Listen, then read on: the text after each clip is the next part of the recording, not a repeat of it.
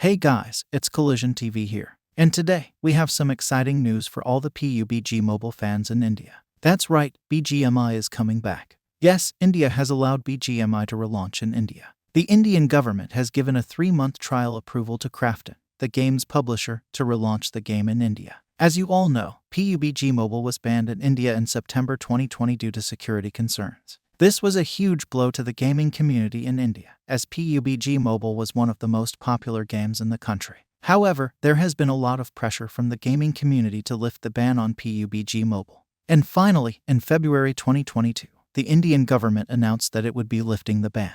The Indian government has allowed PUBG Mobile to be relaunched in India under a new name, BGMI.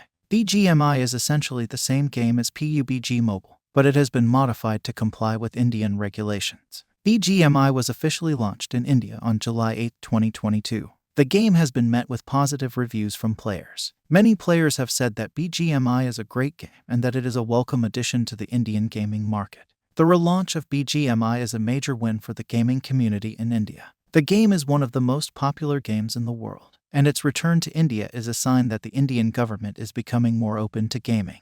It is still too early to say what the future holds for BGMI in India.